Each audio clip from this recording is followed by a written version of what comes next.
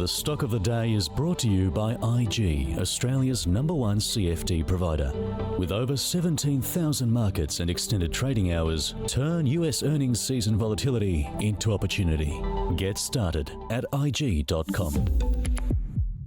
And the stock of the day today is Adairs. Shares in the retailer plunging as it warns that full-year earnings will be lower compared to the previous year. Now, Adairs says that it is on track to achieve record sales in FY25, but the gross margins will be negatively affected as a result of increased promotional activity. For FY25, Adairs has guided to a 21% increase in underlying earnings, but only 1.2% across the group. Shares are down by more than 20% at lunchtime here in Sydney. Look, hi Chen, MPC Markets, David Lane from Minnett are my guests today. This is a big confession coming out ahead of earnings season, just speaking to the pain that some of these retailers are feeling. And David, you've got to say the intolerance of investors when we do get these disappointments. Yeah, certainly that's the case, Nadine. A big sell-off today, over 20% from the market on Adairs. There are a number of different things that contributed to that downgrade. As you said, the increase in costs. So the sales revenue at Adairs were better, but it cost them a lot more in terms of their promotional advertising to get those sales. And the real drag on the business, not just in this result, but in the last couple of results, has been focus on furniture. So their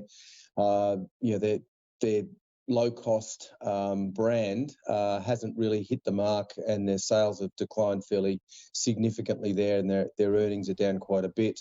The one bright spot in the result was Mocka, which is their predominantly online furniture business, a bit of a competitor, if you like, to a Temple & Webster.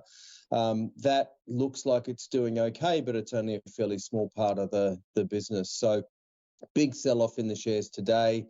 It does put them into an interesting category as far as valuation is concerned. PE ratio is now below 10 times, so probably around 9.5 to 8 times. So reasonable value from that point of view. But yeah, in this sort of confession season and being sold off as much as they have today, I'd probably be very wary of jumping in.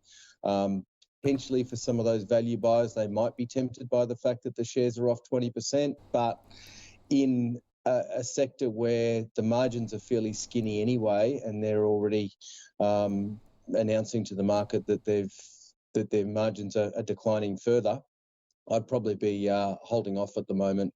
It is a good quality business, but probably not one that I'd be buying at this point in time.